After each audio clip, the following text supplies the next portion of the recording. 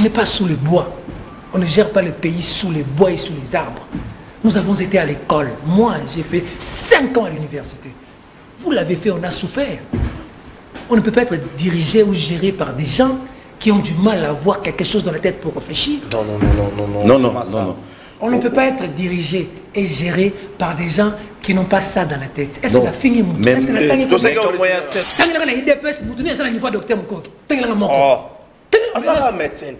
Pas médecin, il dépasse le basal. On a pris Nobel.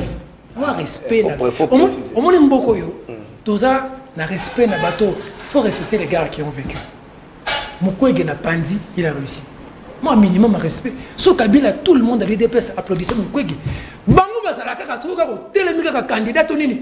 Ba inio, au comme étranger, au comme ndoki, nakoya na aéroport na voyager. Ce que vous kayinga na créer incident. Non, il y a besoin de filmer. Eloko ezate. Eloko ezate. C'est quoi outrage au chef de l'État? C'est quoi faux bruit? Pénalement sanctionnable. Pour avoir dit quoi? Pour avoir dit quoi de nouveau? J'étais à Makala. Sous l'état des droits. Du régime UDPS. Pour lequel j'ai été en prison. Moi, Tiani. Moukeba Inkoso. Mike. Que n'a-t-il pas fait? Regarde la bouillabaisse, Bouzoba. Où est l'Assemblée provinciale à Kinshasa Lelo? T'as la Bouzoba et ça Lelo. Tu peux si Mike raison que président Kendeboy, vice-président Kendeboy, Ngobila Kendeboy, Poto, Sony, zéro. Il faut fermer cette sale blague. C'est quoi cette histoire-là? C'est quoi encore? Sikoyo. Selon les informations à Pessinga, qui a un dossier de la justice, Sikoyo, il y a Sikoyo, il y a Sikoyo. Qui a un dossier de la justice, il y a un document, interdiction de sortie parce que nous avons une vie de recherche. Pour nous, nous avons une Perfect Télévision, Mbila, sous Joseph Kabila, parce que nous avons Mbila, Mbromoto, plein de militaires. Mais faire le dossier bateau, c'est bon, boza kimia, tokei. Mazatia, n'enga nazalana Tshisekedi. Tshisekedi a pu enlever la peur. Étienne Tshisekedi. Moi, je l'ai touché. Nga nazala pas maman Mat. Nga na lia biloko pas maman Mat. Paul Chilombo ayebi. Même si le lot, moutou est gauche. Ayebi. Que nga nazala pas maman Mat. Kolia biloko c'est un problème. Expliquez nous son des sukoyo. Comme kobeta ba biloko mususu. UDPS. UDPS. UDPS. On a tous soigné bien monter à biso. Oh.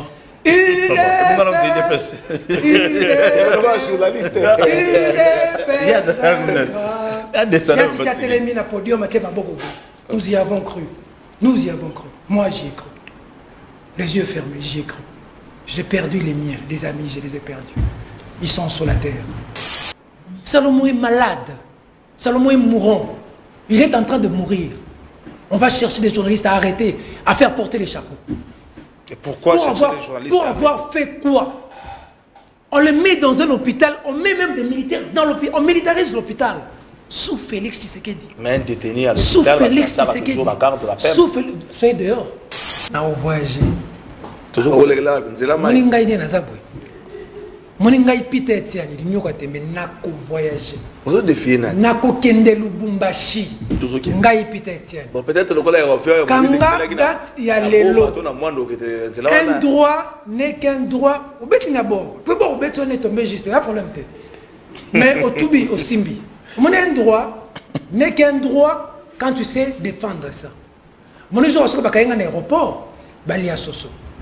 Je vais créer un incident prochainement. Je te le dis. Un droit est un droit. Bako ko bloquer nga na mboka ote, na oti kikuiti na Moïse Katumbi. Na oti Congo central na Moïse Katumbi. Na ko na aéroport bo bloquer nga. Na oti gourmet mutu moko. Na yebso na TV. Un droit est un droit. Moi bon. Peter Tiani, je me suis battu pour qu'il y ait un état de droit dans ce pays. Moi Peter Tiani, j'ai fait la prison, moi. Chibala tchanga na prison, et puis c'est que na côté à Félix Tshisekedi. Batona nyo soba comme bakabiliste. Ba ya pemela Joseph Kabila. Toyebisi Kabila organisé l'élection en 2016 Kende. Kabila salba rosimu Kende na banini. Toyebisi Kabila ko Kende. O mata o kita ko Kende. Babisi Kabila to tondi yo nanu te. Babisi Kabila entre la révision de la constitution et l'inanition de la nation. Kaka bango. Babimi Kabila ti dans ce métier. Et ça, langage politique pour dire cimetière politique. Le bagage pour Mira Kabila, Bazapi, Bazana union sacrée. Papa Ngoïka Sanjakanisa Eliezer Tambo. Ngoïka Sanjakanisa Soda Oyo Ayamba Tshisekedi na Kasai. Bosani. Les majors. Les lois, Ngoïka c'est des années. C'est ça qui est suspendant pour la Lambert Mende. Mais bien, quand Lambert Mende a loba pour la Félix Tshisekedi. Les lois Lambert Mende Aza Wapi. So il peut être sérieux. Tu vends des pénales. Lambert Mende. Aza Kota Tshisekedi. Nga pité tiens, Aza Kota Nga. Moi, je souffre dans ce pays quand même. Un minimum. Babiso, tout ça, on n'est pas de l'argent. C'est quoi cette histoire? Donc, c'est que Nga pité tiens. Ces gens-là ont arraché à Tshisekedi la voiture hein, avec Kanyama. Flavien, tu sais. Très bien. Babou, Tshisekedi a atterri dans l'aéroport. On a bus, on a bêtement bagage. Tu côté moura, tu sautes ba mir. Tu joues ba moto, tu l'as Tshisekedi. Quand il va botter le moto, tu es la résidence de Tshisekedi. Basala wapi. C'est bon, mais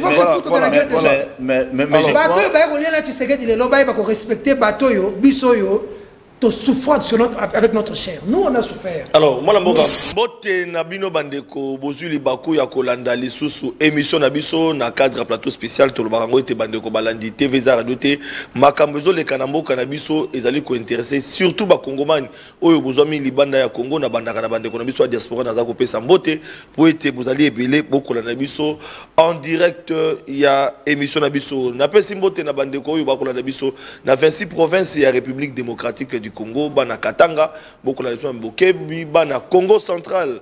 Il y a solo bozali kolanda biso ba parti vous allez occuper ba localité Bunagana et autres.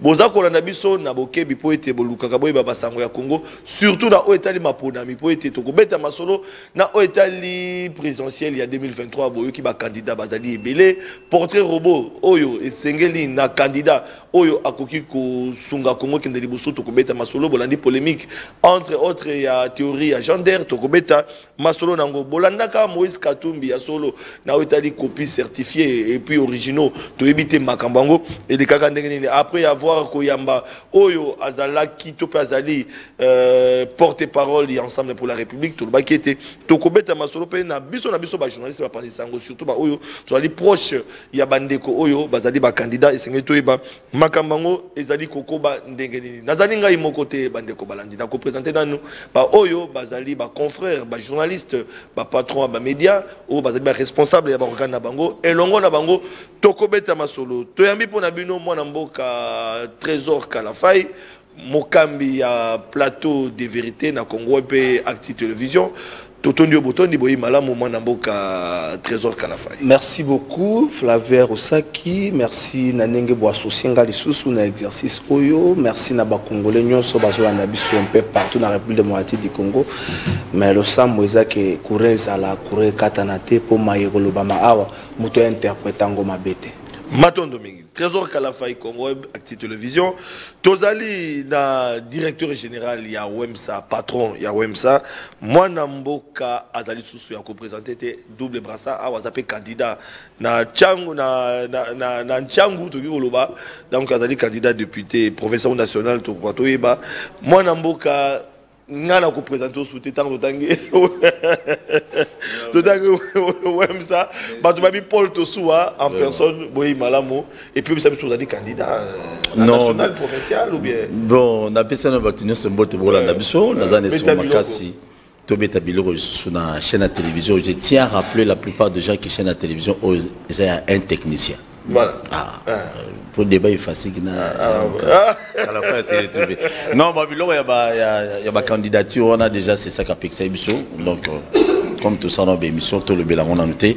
Mais au moment opportun, tout le bilan, normalement, pour qu'on puisse défendre bien ville à Kinshasa, la commune à Bisso, à Kimantseke, Massinanjil et tant d'autres.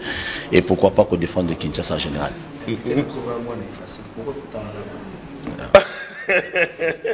Voilà, Bandeko Balani, qui déjà on a annoncé, comme je l'ai annoncé hier, et puis Bolanda qui n'a pas tweet, n'a pas réseau, Tolaka Kibino était Tokoyamba Mwanamboka Peter Tiani. Peter Tiani, Azali Mokambi, à Perfect Télévision, directeur général, puis patron, il y a Perfect Télévision, journaliste engagé.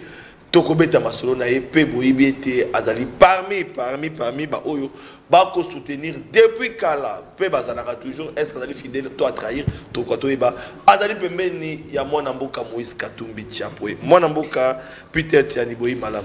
Merci mbote mingi na bino esengo naza invité mais ça c'est toujours difficile de s'exprimer les gars là.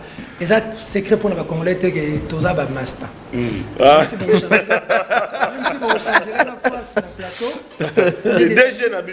On est des amis, on est des frères et moi je suis très fier de vous. Nous appelons DG na biso boyate. Mais ouais ma collègue mi balé DG boza. Ça fier na bino. C'est-à-dire les lots, tu vois, j'avais besoin de communiquer et tout n'a pas monté ma kanda.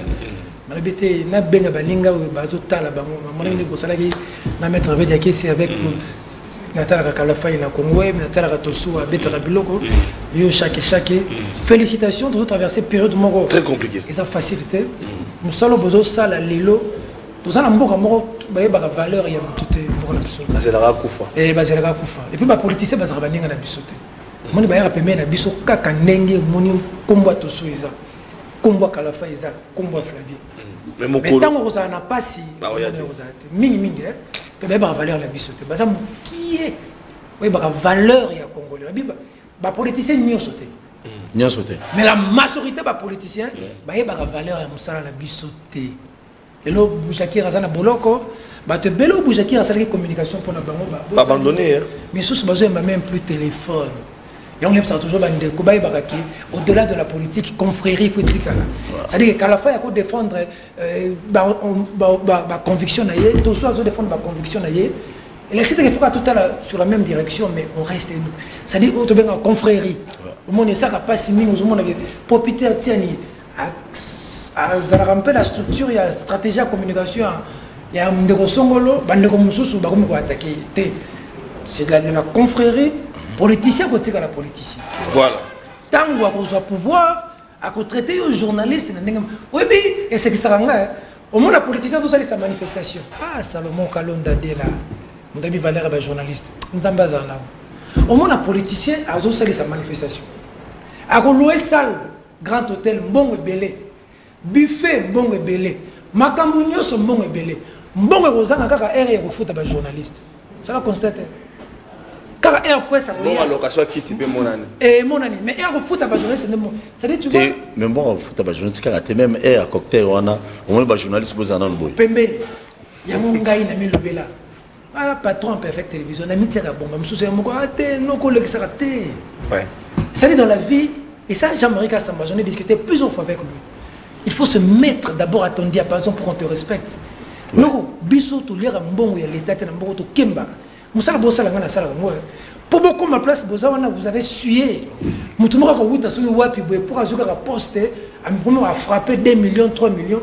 Alors non, ça va na biso. Biso to kemba na pour journaliste aso mamutuka. Sans ko yiba mbongo. Ya passe. Journaliste aso mandako sans ko yiba mbongo na mutu na ye. Maza génie. C'est que soit comme un politicien ko sala ba exploit. Merci. Mais au moins na mutu moko boye. C'est comme ça que coup de chapeau Salomon Kalonda de la place. C'est-à-dire que mon vie valeur il y a journaliste à bien. Ouais. Politicien. Donc la linguette de même aussi j'ai la linguette valeur il y a journaliste. Oui. Malgré que banda tout le monde la communication comme et alligator pena et valeur. Mais votre alligator il connaît la valeur de la force de Jules la linguette c'est la communication. La force de Moïse Katumbi c'est la communication. Ce qui est fatigué, qui joue, ce qui bouge, c'est parce que quand on a un mouvement, ce qui est fait la communication, pendant que tu as Kemba na fatigué, tu as un terrain. On m'a dit vous avez qui ça. C'est-à-dire pour faire ça comme président, et un bateau a utilisé pour séduire la population. Maintenant, on comme président, on ne peut pas gérer presse. Pas trop chargé. En tout cas, peut-être que Motema Tozokota. Comment les airs tombent à la TV? Gaïna, mettre les airs kanda parce que les airs a souffert. Yo kembie massa. To yebani, to so kem. Flavien va bête na ide pesa. Ngam na kota na kati na soma ko fila mutuye. Voilà. Ma tete na butu febe na okosa. Okosa te. Te c'est que ça passe. C'est-à-dire à sala campagne. Tozokota. Tu sais que di mazana boloko.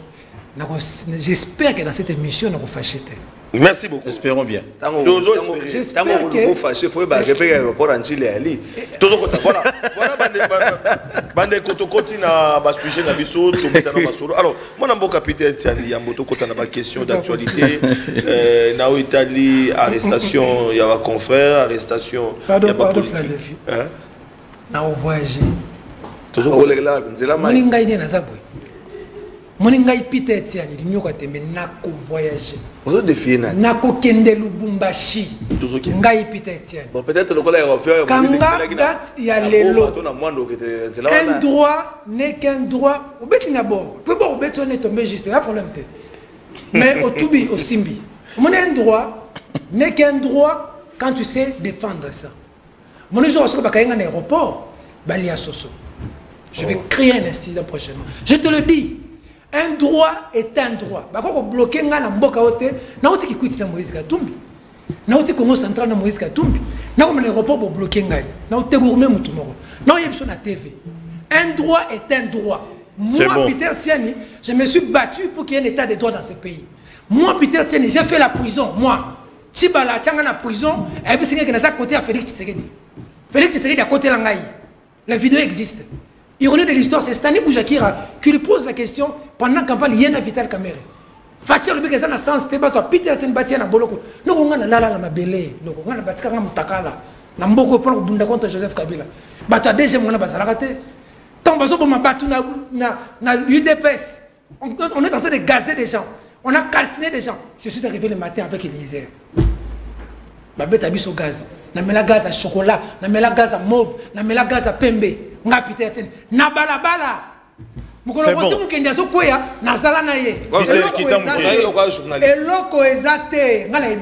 Merci. Merci Peter. Dans un aéroport, c'est même à deux fois. Ce qui va gagner, on a voyagé. Merci. Et puis, on a Lubumbashi. On a voyagé. On va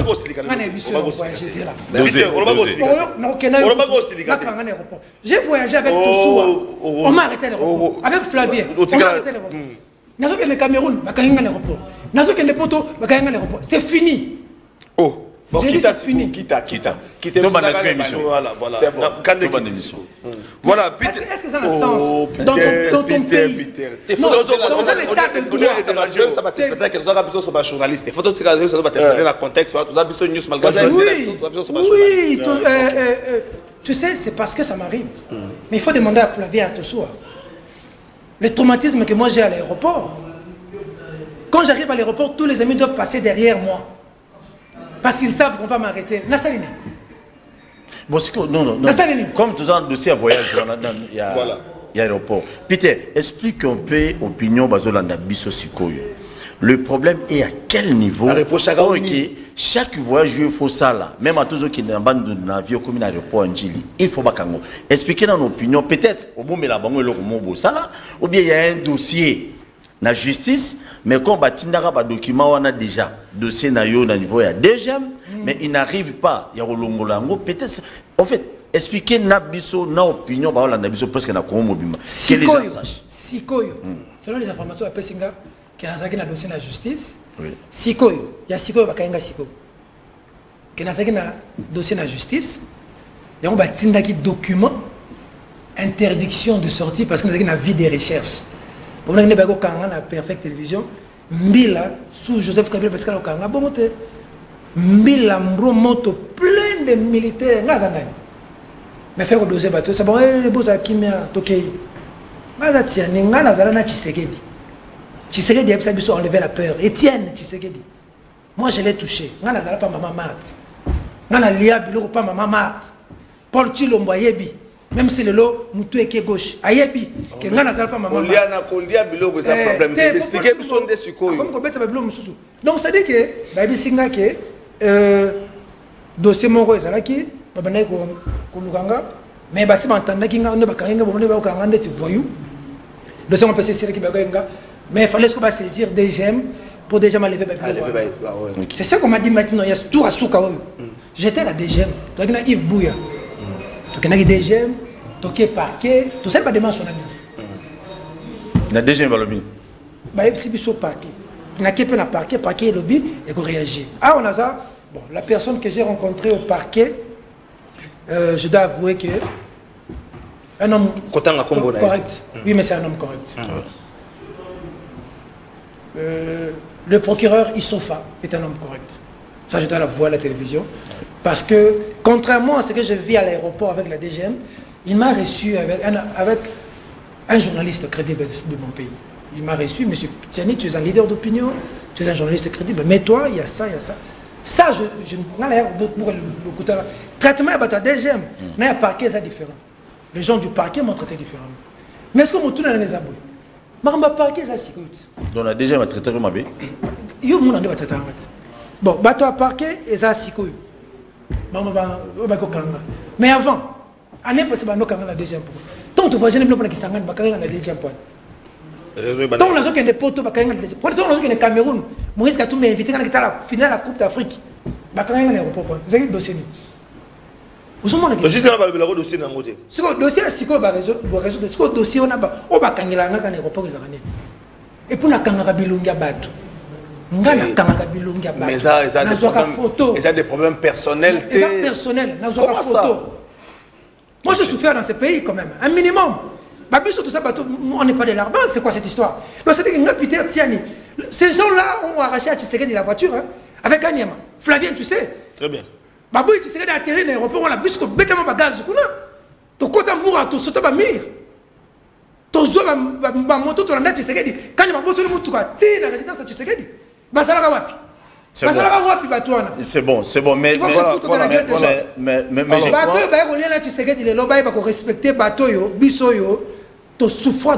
avec notre chair. Nous, on a souffert. Alors, moi, donc, le César décanté, donc, le César minute, César décanté. Et ça a décanté, dans l'aéroport. Merci beaucoup. Mais aussi, que dans l'aéroport. Voilà, moi, quand même l'État. Ils ont droit, ils ont défié mon touté. L'État est sa constitution. J'ai le droit de circuler dans mon pays. C'est un droit. Oui. Un droit reste un droit quand tu sais l'exiger. Nakoya na aéroport, na voyager. Ce que vous créez un incident. Nous avons filmé. Eloko ezate. Eloko ezate. Peter Tiani. Alors, question parce que d'après vous, est-ce que vous avez reproché parce que vous allez payer na Moïse Katumbi ou bien vous avez reproché et l'eau comme sous songolo pakala na ibité yo moko na conscience na yo de quoi on te reproche exactement position na yo ou bien les années. Bon, les gens s'ils font mal leur communication, s'ils ont mal étudié la communication, la stratégie de communication, c'est leur problème. La communication, c'est d'abord la tête, c'est la stratégie, non? Faut que vous communiquer. Faut répondre, toi faut répondre. Stratégie de l'adversaire, ou étudier l'adversaire.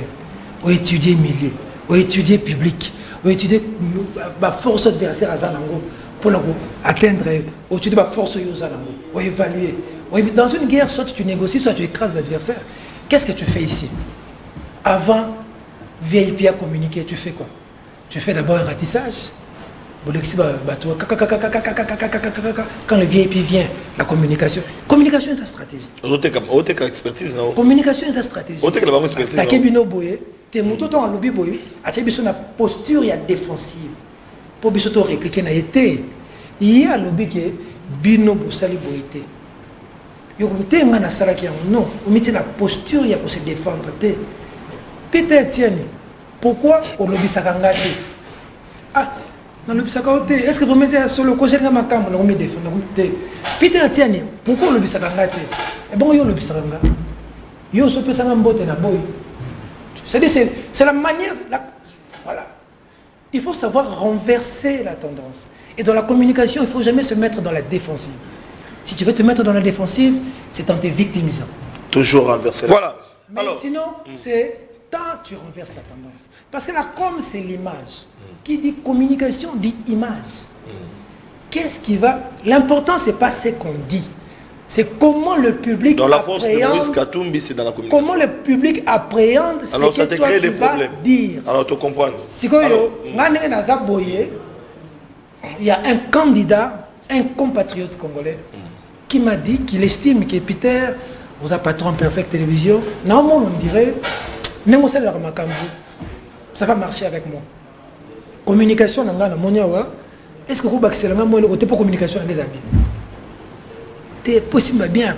Ah ouais, faut sous hasard. Au moins activité, faut Flavien Zala. Au moins activité, il faut Kalafa Zala. Flavien Tozo a vu à 15. Tosimbani 15 Lubumbashi. C'est aussi la confiance qu'on te donne. Il faut combien j'ai dit, il faut 15 personnes. SKD là, il faut 15 personnes. SKD là qui respecte toujours les journalistes. Et j'insiste sur ça. Parce que dans les partis politiques, les gens n'ont aucun respect des journalistes. Hein. Oui, oui. Dans tous les partis politiques. Pratiquement tous les partis politiques, sans exception. Si vous avez des Salomon SKD là, des Alingeti, c'est des gens qui connaissent la finesse de la communication. Il y en a 15, Bayaya. J'ai dit aux amis, les Tossou, les Flaviens, Noko, tu vas dîner na Moïse. Moïse Ayoka. Ayoka Bino. Bete Babilo Ayoka Moïse. Sanga. Tongo dîner. Tossou, Liam Soumi. Allez. Quand quelqu'un te fait confiance comme ça, dîner, il y a les 15 journalistes à poser. Même la considération qu'il a de toi et de tes amis. Nous avons un peu ça. Moi, je suis un peu consulter la communication. Je suis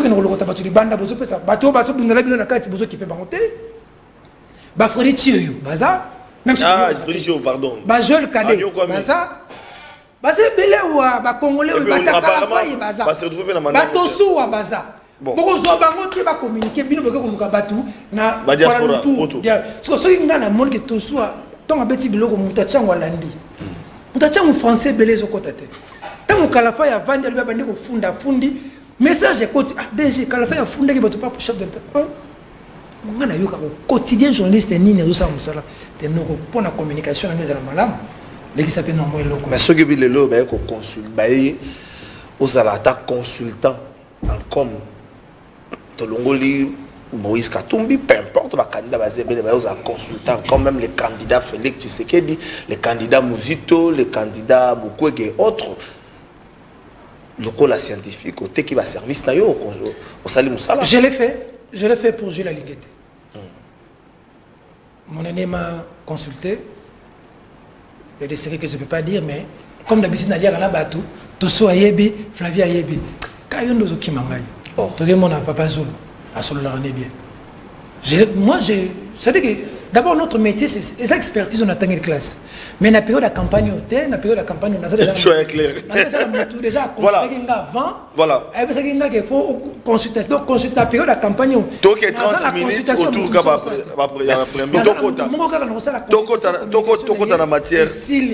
matière. Voilà. Merci. Quand on a déjà le candidat président Moko, Ndeko Peter. On a net na campagne c'est comme ça la Tozo Kota. Vous avez des candidats mais Ndeko Peter non na recadrer thématique parce que Tozo Kende tous allez dans 3 volets, tous volets il y a Tozo Kende nous sommes à quelques jours de l'élection, arrestation journaliste, arrestation il y a opposants même bande comme super il y a majorité yo sacré juste en Bokanabiso malobé pas na yon de Kokalafai face invité na biso. Merci beaucoup papa Sentinelle Peter Tiani. Est-ce que environnement politique au Toza Nango Lelo est allé propice pour une bonne élection le 20 décembre. Jean-Marc Abound non seulement a allé en prison condamné pour 7 ans, mais par exemple parti naïe ils ont compétir pour Tinda Bangote. Parti à Loba à sala nyonso esengeli a futa 10 000 na ya mema ba document kombo et bimate. Par exemple, Jean-Marc Abound. Tu as vu Mike Mokebaye. Mike Mokebaye, candidat député national. Oui, mais requête na la Cour constitutionnelle. Tilelo. Et il y a une explication. Cour peut-être ndayebi à Goupesa. Mais au moins les avocats Mike Mokebaye, mais ma requête pas dans la Cour. Tu suis Stani Boudjaki, un confrère, un journaliste. Jusque-là, il y a débat entre de l'autre côté la journaliste et puis Batubazo Kamba. La journaliste a un débat sur le principe Balobi, l'article La Jeune Afrique non signé par Stani Boudjakira. Alors, jamais qu'on soit la responsable de la Si il y a même des responsabilités établies, ce n'est pas Stani Boudjakira parce que non seulement l'article les a aillés, mais il peut patron et rédaction à Jeune Afrique. Est-ce que dans cet environnement, tu as eu une campagne moko apaisée, comme campagne moko apaisée et puis élection à la Salomon, dossier à Salomon Estadé là, organisation à droite de l'homme et comaté parce qu'il vit depuis le week-end sous oxygène, vivre sous oxygène. Est-ce que dans cet environnement-là, tu as eu une élection malam? Combattant de la démocratie et le progrès social, notre parti du peuple, parti de la majorité, UDPS, UDPS, UDPS, UDPS.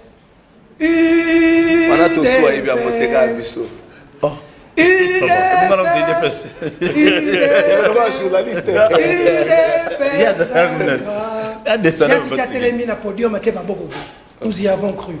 Nous y avons cru. Moi, j'y ai cru. Les yeux fermés, j'y ai cru. J'ai perdu les miens, des amis, je les ai perdus. Ils sont sur la terre. Notre façon de trahir est une tache d'huile sur notre vie et sur leur mémoire. Pour eux, pour les Rossi, pour les Thérèse Kapangal, pour Monseigneur Mosengo, pour les Mamadou Ndala, pour tous ceux qui ont versé de leur sang dans ce pays, nous mourrons. Nous mourrons. Prends ça pour dire. Ma femme le sait. Nous mourrons.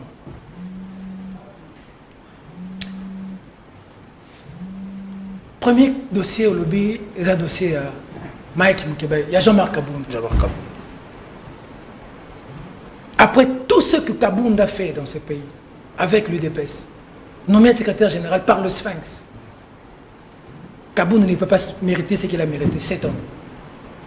Même ça commettre outrage au chef de l'État. C'est quoi cette histoire? C'est quoi outrage au chef de l'État? C'est quoi faux bruit? Pénalement sanctionnable. Pour avoir dit quoi? Pour avoir dit quoi de nouveau? J'étais à Makala, sous l'état des droits, du régime UDPS, pour lequel j'ai été en prison. Moi, Tiani, Mukeba Nkoso, Mike, que n'a-t-il pas fait? Regarde la bouillabaisse, Bouzoba, où est l'Assemblée provinciale à Kinshasa Lelo. T'as la Bouzoba et ça Lelo.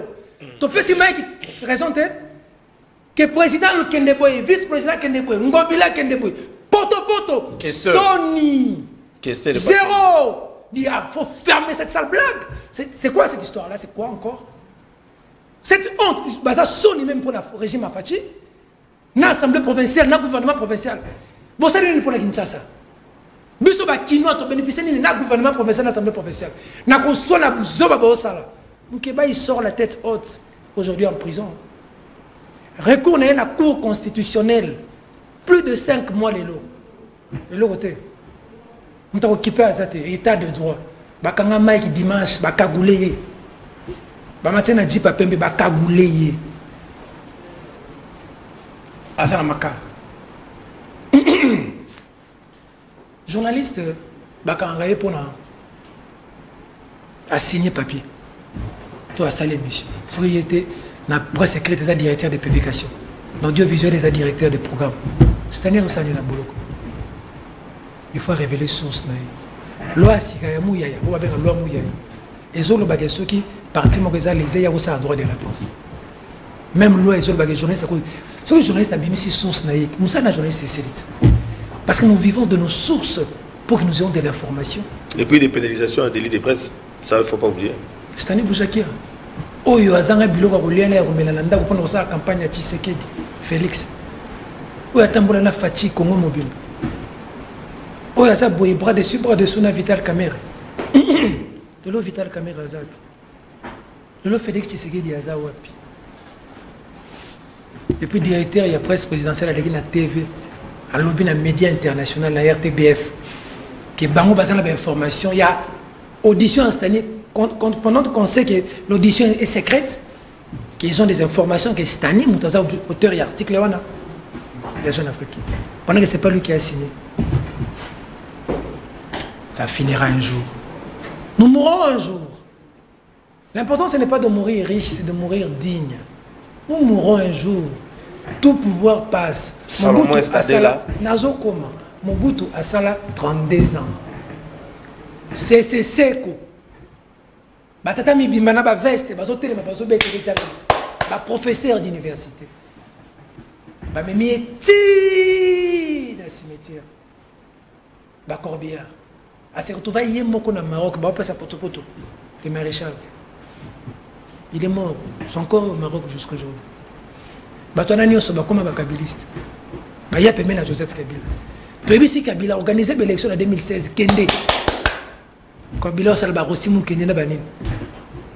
Toi ici Kabila ko Kende. O matao kita ko Kende. Bah ici Kabila to tondi yo nanu te. Bah ici Kabila entre la révision de la constitution et l'inanition de la nation. Kaka bango. Bah même Kabila. Ti la cimetière. Et ça, langage politique pour dire cimetière politique. Le bagage pour venir à Kabila, bazapi, baza na union sacrée. Papa ngoika sanja kanisa Eliezer Tambo. Ngoika sanja kanisa soda oyo ayamba Tshisekedi na Kasai. Bosani. Le major. Les lois ngoika c'est des années. C'est ça qui se pendant pour la Lambert Mende. Bébé ma comme Lambert Mende loba pour na Félix Tshisekedi. Les lois Lambert Mende aza wapi. So pena toza sérieux. To vandi pena boy. Lambert Mende aza kota Tshisekedi ngapite Etienne aza kotonga. Moïse Katumbi aza l'opposition. Félix Tshisekedi aza la bouchable. Yoko kwa kundima. Félix Tshisekedi aza la bâti le peuple. La politique est dynamique. Batu bandoki. Batu ba signer acte d'engagement. Loyauté à Kabila. Baya ko re-signer acte d'engagement. Ba mi tanda boy comme des moutons. Les lots j'ai du respect à quelques députés, sénateurs, dernièrement, loyauté à Kabila. J'ai au moins du respect pour eux. La loyauté est une vertu. Salomon Kalonda Dela. N'est-ce le balélo. Salomon Aza entre la vie et la mort. On a un discours politique. J'espère que je ne vais pas me fâcher. Les médecins. On fera de notre mieux aussi le cas. Les médecins déjà, Nandolo. Quel gain politique vous allez obtenir si ces symptômes meurent? Quand il vient devant les juges, il dit je peux être emporté soit par ce procès, soit par la maladie. Salomon est une personne qui ne montre pas sa faiblesse. Et ce que c'est le logo Salomon a boya qui n'a vu naé, et ça qu'on ça va signe à faiblesse. Pour bateau, ça peut mener un chef de l'État. Oh, il va instrumentaliser justice pour la conclure Salomon. Beaucoup. Il a caché sa douleur. Il a caché sa peine. Nous étions avec lui en dolo. Mais il n'a pas pu. Le corps reste le corps. Il fait quoi en dolo? Quand on a poursuivi François Béa, tentative de coup d'État. François Béa, Zayuep. Namakal. Bissile la Zayuep. Namakal. Même les généraux qu'on poursuit. Beaucoup sont à Makal. Comment un civil? Comment un civil comme Salomon? Vous les jetez à Makala. Vous avez des criminels, vous avez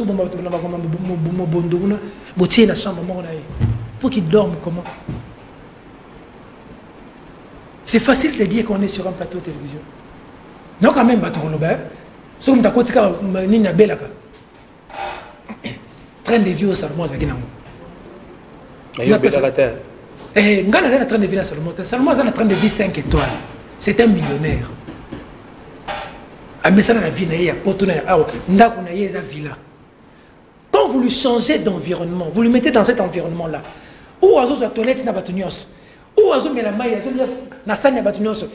déjà psychologiquement il tombe malade. On t'a oublié bon à belle arrêté ton lien à la foule pour nous autres mais c'est un microbe. Mon relais est normal à belly. Comme nous nous avons nous ça normal mon relais est foule au belly. Vous lui avez mis dans un environnement, vous l'avez arrêté, vous avez dit qu'il y a une arme. Bokangi mukolo yo arme ko yakite bito monsieur Bokangi. Bon le mukolo ye azalaki wana de bozoki arme nzo mukolo ngo ye azalaki wana te. Boye ko mona kidikamba arme za lokuta. Bolongo ngo bino moko, bolongo ngo bino moko. Bozui mbongo l'état, bozui jet. Président de la République, Fachi béton, mboka état de droit. Na mama Salomon na ligne ko attaquer onte. Dans une image. Tant Franck Dion, Sambi, c'est malade. Flavien, tu sais ce que je veux. Monsieur le Président Félix Tshisekedi, vous savez ce que vous êtes venu dire. C'est inhumain de voir Franck Dion dans cet état. Mais vous Sambi, ça est. Tant que j'ai coco pisse du sang en Angalien, mais je suis allé le voir. La nerf m'a traqué. Le vice-gouverneur est là aujourd'hui. Quand j'ai vu sa situation, je lui ai dit, na Ngalema, j'ai reçu ses parents, on a pleuré avec ses parents à la télévision. On a vu Kabila tuer une humaine. L'une des raisons pour lesquelles j'ai été fâché contre Kabila, c'est le cas Gekoko. As-tu vu Salomon ce qu'il est devenu aujourd'hui? Est-ce que tu as vu, quand on parle comme ça, est-ce que vous avez vu Salomon? Salomon est malade. Salomon est mourant. Il est en train de mourir. On va chercher des journalistes à arrêter, à faire porter les chapeaux. Et pourquoi chercher des journalistes? Pour avoir fait quoi? On le met dans un hôpital, on met même des militaires dans l'hôpital, on militarise l'hôpital. Sous Félix Tshisekedi. Mais un détenu à l'hôpital, sous Félix Tshisekedi. Sous Félix, soyez dehors. Un détenu à l'hôpital. Nakatia chambre, il est malade, responsable des médecins.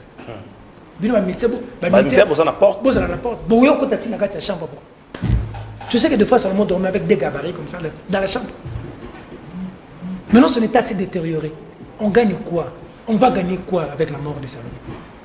Dans ces pays on va gagner quoi? Salomon a fait quoi? Salomon, tentative de coup d'état Salomon. Bazu jet, bon à l'état, une trentaine sur une cinquantaine d'officiers, qui perquisitionné d'accord Salomon.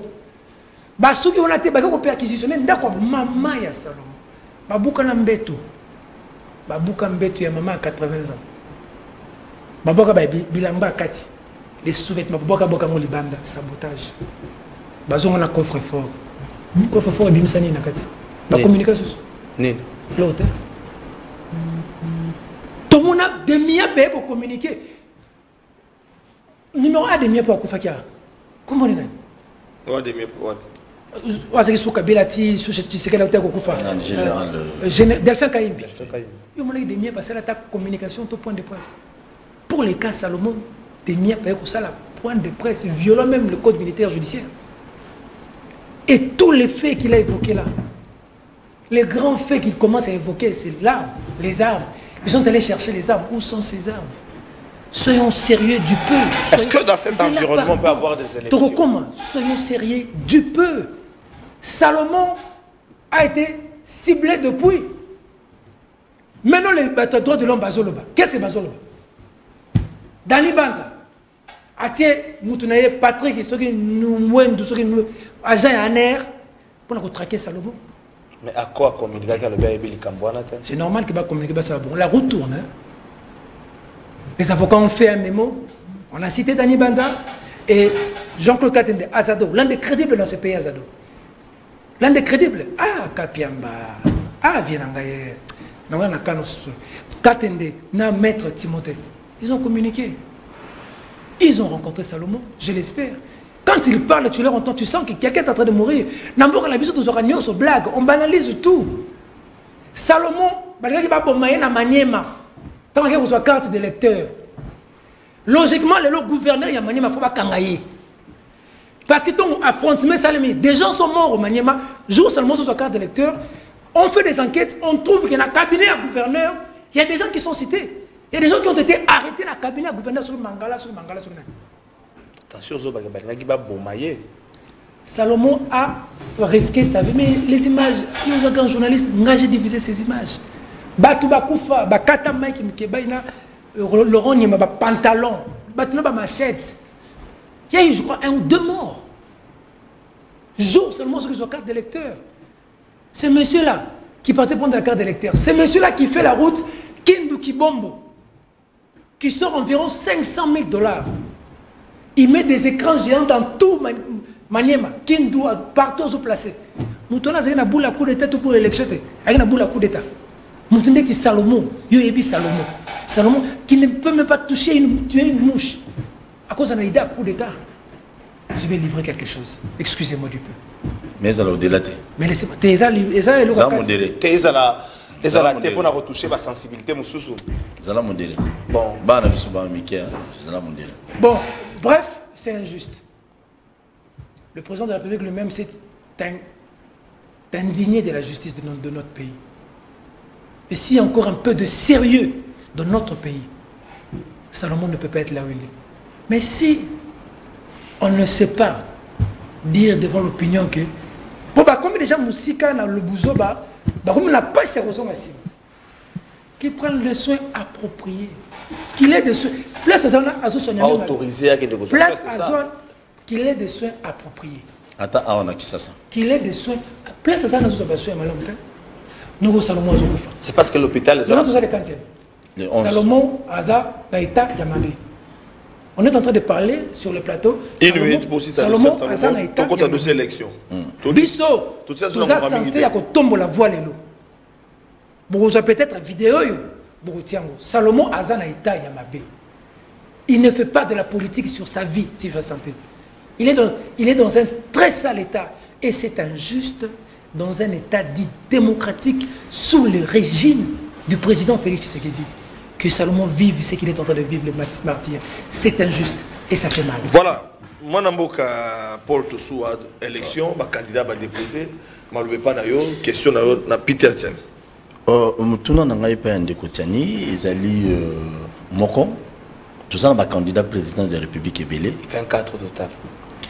Sur 24, apparemment, il n'y a que 3. Il y a Moïse Katumbi, il y a le président Félix Tshisekedi, il y a le docteur Mukwege. Les 3, apparemment, ce sont tenus dans la course pénale à l'élection. On a c'est l'élection. Pour des Bitumbaron, mais bandits déjà, on a c'est bon. Qui peut gagner? Non,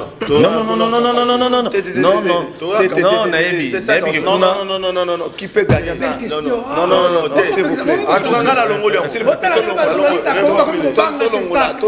Non, c'est normal. Pour répondre, qui peut gagner? Qui peut gagner? Est-ce qu'il y a les prochains? Les prochains, Félix Tshisekedi, c'est lui les. Non, s'il vous plaît, non, Tokota. Dossier candidature, ma candidat va déposer. Mais pourquoi Moïse Katumbi copie certifiée, les camarades nationalité, donc Togo ça doit être une raison.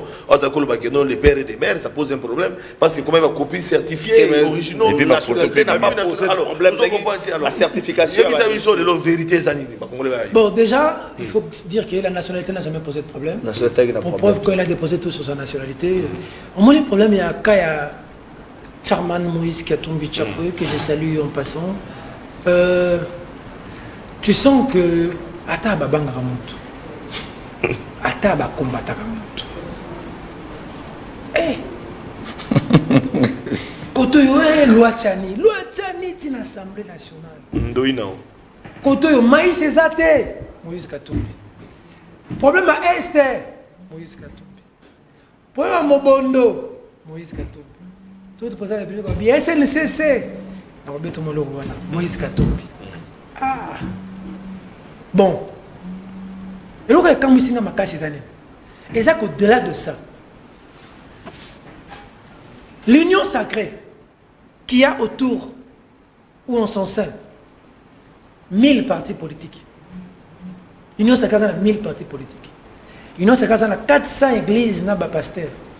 400 églises, on comptabilise? En tout cas, 450 églises, il y a pasteurs. Na Congo? Union sacrée, Lingomba, Union sacrée. 1000 partis politiques, 400 églises. L'union sacrée, il y a Jean-Pierre Bemba, MLC. Il n'y a pas de partis politiques. L'union sacrée, il y a UDPS. Augustin Kaboué. L'union sacrée, il y a UNC, na Cameroun. L'union sacrée, il y a AFDC, na Bahati Lokwebo. Union sacrée, entre guillemets. Disons ce que le Congolais, le mortel dit. Bazan a Séni, na Corneille Nanga. Bazan a Cour constitutionnelle. Bazan a justice. Bazan a finance. Bazan a armée. Bazan a police. Bazan a ANER. Bazan a DEMIAP. Bazan a presse. Malgré tout ça, ils ont toujours peur d'un individu qui s'appelle Moïse Katumbi. Ni les autres prouvé que Bazobanga. Putain, on a les réseaux sociaux. D'abord, on a les réseaux sociaux. Quand on a un aéroport, quand c'est pas là. Donc, il est bon. On a des gens qui sont comme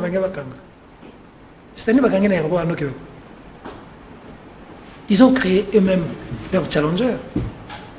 Parce que le président de la République a parlé de la SNCC. Je vais dire un mot là-dessus. Mais le vrai problème, c'est quoi? C'est que, nous avons bloqué tout la bino. Mais l'autre côté, moi, il m'a répondu à Batonios. Moïse Katumbi a été combattu dans ce pays pendant qu'il a beaucoup fait. Dans les combats, il a apporté tous les opposants autour de Tian Tshisekedi à Genval. Cerveau moteur, Salomon Kalondadel. Bandelo. Moïse Katumbi a apporté toute l'opposition derrière le sphinx de Tian Tshisekedi à Genval. J'ai raté le voyage, Eliezer a voyagé, Maman Bazaï, Baba Kendek, Eliezer sait de quoi je parle. Cerveau moteur, Nakati, Salomon Kalondadel. Quoi dans la prison de l'eau? Tout ce que le monde a été dans le couloir, il faut que les gens hôtel, il faut que les gens aient tout le monde a monté. Gestion l'homme aux 1000 bras. Moïse Katumbi, quand il a fait ça, Vital Akenda, Boya Rosala. Lorsqu'on a fait la Senko, tous les cas emblématiques devaient être traités. Le seul cas qu'on a révisé les traités s'appelle Moïse Katumbi. La Senko et G7 devaient il faut bloquer. Moïse a dit, mon cas est moins important que le cas du Congo. Continuez sans moi. Il l'a fait pour ce pays. Moïse Katumbi a déposé sa candidature parce que Kabila a dit que la candidature à Moïse Katumbi est impeccable. Ce qu'il a déposé, quand il a déposé la Séningba, qu'est-ce que Kabila a fait? Il a bloqué à Kasumbalesi. Aujourd'hui, Moïse Katumbi a déposé en bonne et due forme sa candidature. Les copies certifiées, voilà. Les copies conformes à l'original, le droit de la mission est reconnaître. Le camp Katumbi dit que les gens qui étaient dans les originaux, imagine, ça peut être falsifié à tout moment. On peut vous faire un sale coup, on est en politique. Lorsque la CENI exige les originaux, news sur les réseaux sociaux, Moïse a des originaux. Tout le monde est en train mutumo bazulu tala ba papier belé mutumo na torche panzani na mabi ba Peter bazala kashobo bazulu ka certifié tangu ba originaux yé debe changer et comme yo certificat wana original wana ba boya ka mo batambo mwamba ko constitutionnel akubwaka oh mais tambo mwamba kufata ba maemo kuva ko vivre na talibanie ça passe hein bobi mana taliban on n'est pas sous le bois. On ne gère pas le pays sous les bois et sous les arbres. Nous avons été à l'école. Moi, j'ai fait 5 ans à l'université. Vous l'avez fait, on a souffert. On ne peut pas être dirigé ou géré par des gens qui ont du mal à avoir quelque chose dans la tête pour réfléchir. Non. On ne peut pas être dirigé et géré par des gens qui n'ont pas ça dans la tête. Est-ce que la fini mon temps? Est-ce que la certification, ça n'a rien à battre au gérer quand même Peter. Est-ce que la molinga, tous la moto, il y a la commune à gérer biso, la ville à Kinshasa à gérer biso, le ministère. Non seulement en général, bon bangani. Et ça va pas prendre non, mais ça va pas vos certifications en bas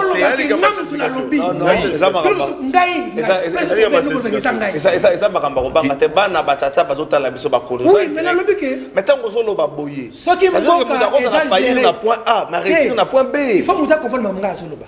Ce qui me boka exagérer na muto azana lo tena mutumbo ke kini malamu te. Ya mona lo bati.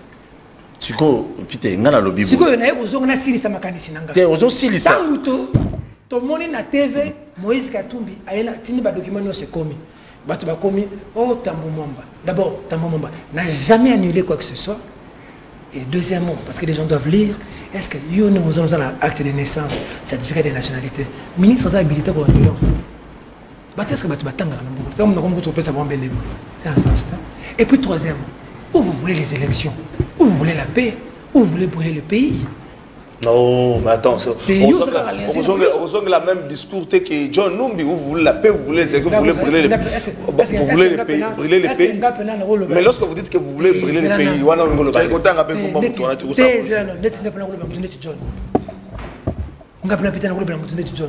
non, discours, attention, discours ne se malheureux.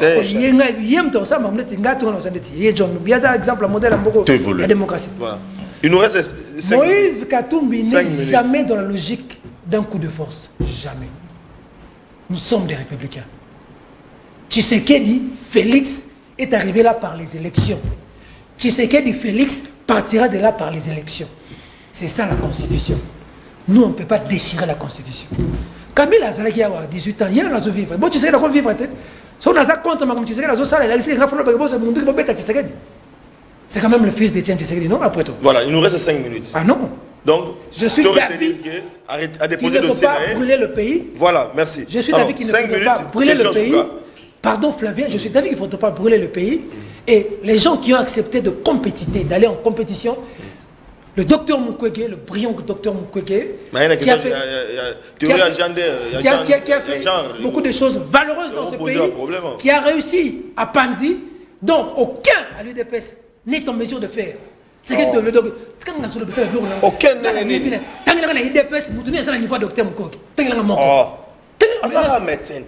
Pas médecin à l'UDPS, c'est pas ça. On a pris Nobel. On a respect. Au moins, il faut respecter les gars qui ont vécu. Mukwege n'a pas dit, il a réussi. Moi, minimum de respect. Sous Kabila, tout le monde à l'UDPS applaudissait Mukwege. Bango Bazalaka, le candidat, au comme étranger, au comme Ndoki. Moïse Katumbi est un symbole de la réussite dans ces pays. Un symbole de la réussite. Moi, Moïse Katumbi, il nous reste 5 minutes. Ça va. Moïse Katumbi. Tu as un dossier SNCC parce que est alimenté polémique. Après passage à Mokonzamboka, on est toujours dans la bataille d'élection. Point de vue parce que tu as dit Mokonzamboka devant la population, dossier SNCC. Ils ont dit sous alors. Sans souci. Voilà. Katumbi n'est pas un modèle parce qu'hier il a échoué. Aujourd'hui, qu'est-ce qu'il va nous amener? Oui, il a été gouverneur. Au moins, il y a un secteur à pêche, maï. Moïse Katumbi, Moïse Katumbi, il y a un secteur à maï, à comme un millionnaire. Comment pêcher, à comme un millionnaire tout à l'heure? J'ai dit, direct dans le secteur de l'eau, de la pêche. Il y a minérité, à comment millionnaire minérité? Non, je parle dans les secteurs. D'abord, Moïse Katumbi était un businessman. Dans le secteur de l'eau, de la pêche, il fait du poisson, il devient millionnaire. Dans le secteur du sol, du sable, ma bélé. On va à Futoka. Je vous donne ma parole, vous trois. On les appelle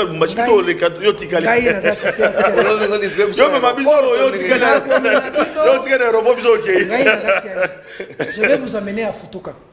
Avant la campagne électorale, je vais vous amener. Je vais vous amener à Futoka. Vous allez voir, la ferme, là où il transforme le sol. 50 km à maïs. Papa, allez, ça va katanga. Le problème est ça. On a bloqué. Comment? Dans le secteur, il y a Mabele, il réussit. Nous arrivons de Moïse Katumbi comme gouverneur. Est-ce que vous dites que Lelo, gouverneur Nyon sur le Grand Katanga, il était de mesure Nénan.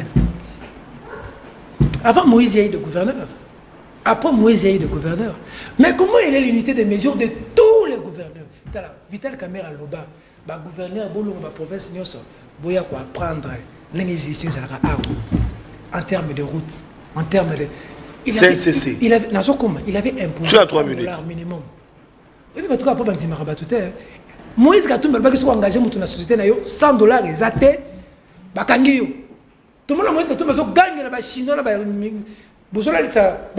Pourquoi? Ce qu'on a eu, c'est que la société. Moïse a minéré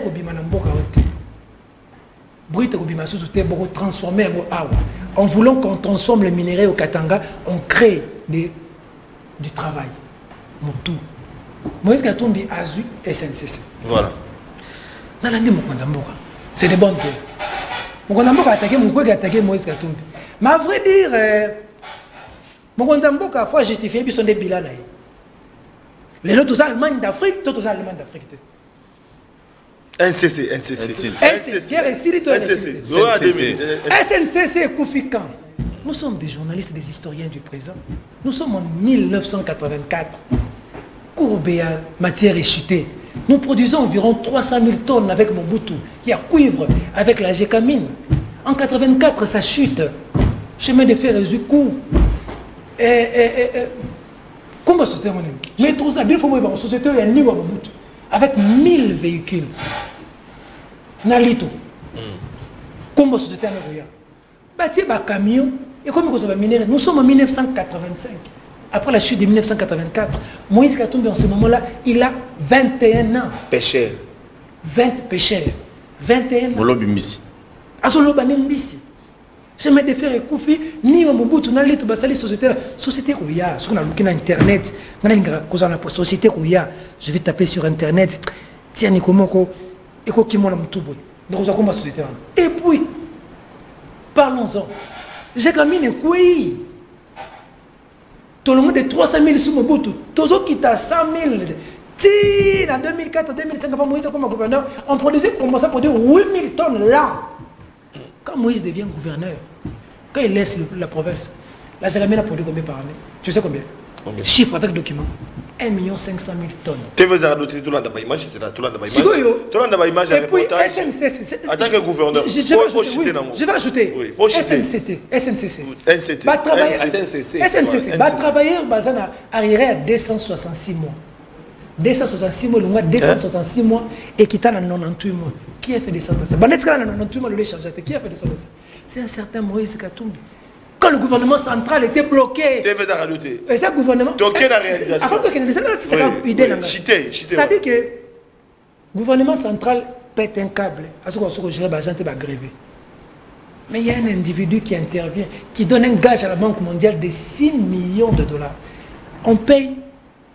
Va réduire à 98 mois. Tu sais que on a tout à 750 francs. Pendant que le dollar est comme à 22 500. Est-ce que bien haut? Il y a une révélation grave. Il y a une révélation grave. Jamais de faire avec Kinshasa. Dans la bombe, moi je retombe. Biso la Kinshasa. Mais très maintenant, oui, très massina. Dans la bombe, moi je retombe. Il nous reste 1 minute. Moi je retombe. Merci. L'état dans le caramo de la fin. Donc la réalisation de Gomérvé Toto, tous un reportage il y a SNCC. Merci. Le passage de l'honorable Moïse Katumbi Chapwe au camp Maramba de la SNCC, où il a engagé un face-à-face de vérité avec les grévistes, n'aura pas été stérile. Juste 48 heures après, de manière prompte, il donne effectivement corps à la promesse de remettre à chaque agent de la SNCC 2 sacs de farine de maïs, au-delà de la paye de 3 mois de salaire.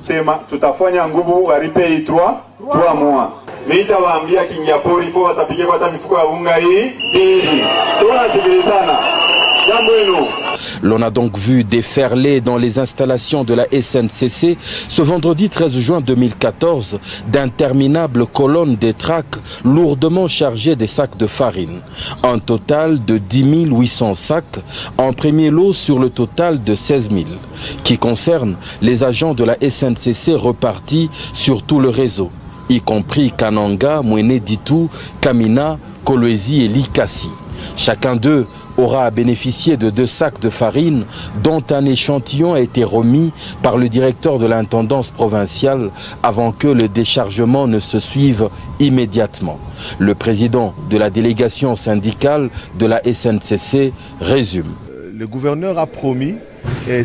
C'est un chapitre concret qui commence dans la marche vers la renaissance de la SNCC et le gouverneur Moïse Katumbi Chapwe a tenu à y jouer sa partition et à soutenir cet effort réel de relance en se rendant aux premières heures de ce samedi 31 mai 2014 au village Lumata, à plus de 55 km de Lubumbashi, pour inspecter les travaux de confortement de la voie ferrée. Sur place, spontanément, les villageois ont accouru en nombre pour entendre parler l'honorable Moïse Katumbi qui les invite à s'approprier cet important projet, don de la Banque mondiale. Alors, mais il faut aussi venir s'y approprier un projet. Parce que 10 mois, ma train à ça, c'est Africa. Tout la civilisana. On va apprendre à toucher le projet.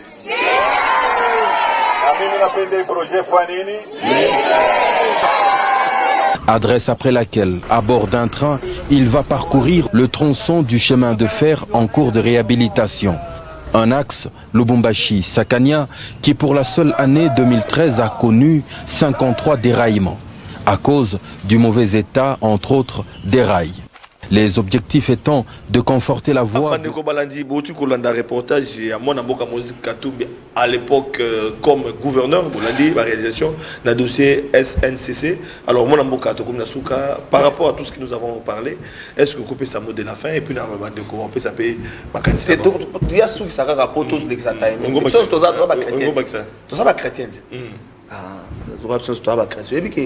Moïse a Moïse a Bible. Et puis il y a la terre promise dans la musique. Est-ce que cette histoire-là, tu as Moïse et c'était comme une action à Souka? Voilà. Putain, ça ne m'avait pas d'avis. Voilà la question de ta vie. C'est dans ton avis, tu es chrétien. Ah, ok. Dès que tu es chrétien, beaucoup de gens ont besoin d'un Moïse. Le pays a besoin d'un Moïse pour que. Ça dit que l'élo, qu'on ne se voile pas la face, le président Félix Tshisekedi a échoué.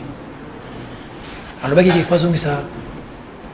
Peine à Est, c'est peine à Est, c'est qu'il a échoué.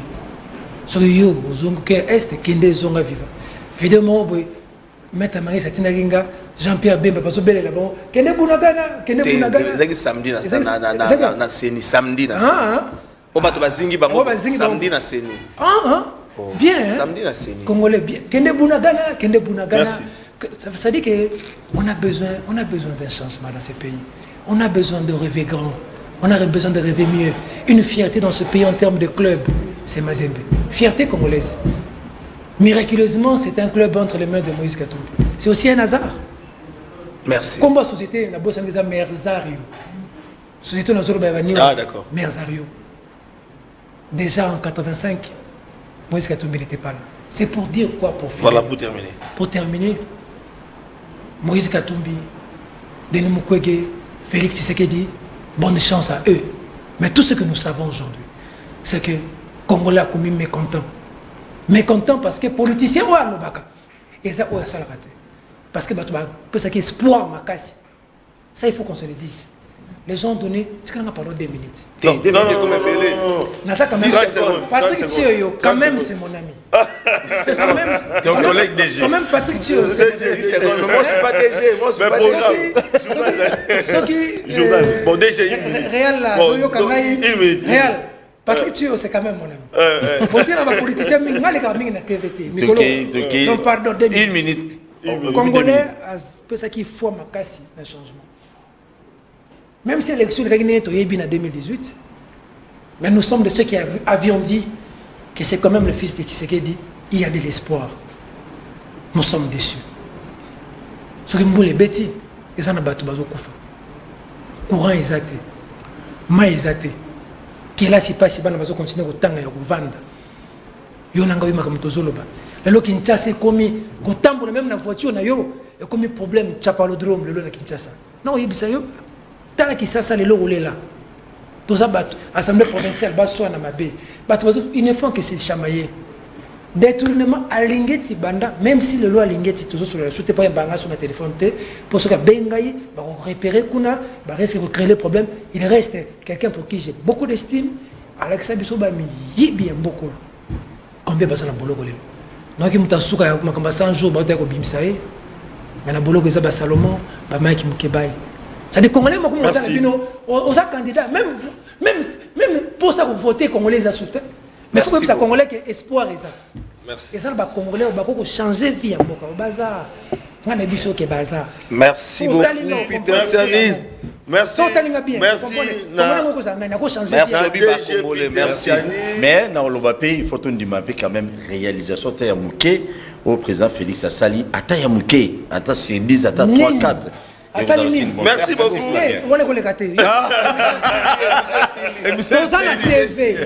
Oh le bas, on est pas la peuple té. Ma beza. Merci. Tosoua ma beza. Merci beaucoup Peter. On voyager ça problème à bien Merci à Paul Tosoua. Merci à Trésor. On voyager à bien zaté. Merci. Plateau spécial entre journalistes et Toyamba qui DG. il y a Perfect Télévision, Peter Gianni, journaliste engagé, comme journaliste, tu as des commissions, tout ça, la cadre à plateau, journaliste, tu réfléchir par rapport, il y a question d'actualité. Merci Nabino Bakozu, Bakola Nabiso, Tokuta Nabino na 19h30 na rediffusion P, Tolanda Mapé na plateau, il y a Bandeko Nabiso, Trésor Kalafay Congo, qui n'a actu télévision, Deko Paul Toussaint, Websa, télévision, voilà. Merci beaucoup. La partie sur merci Nabino Bakola Nabiso, Maton Domingue. Tokuta na aéroport.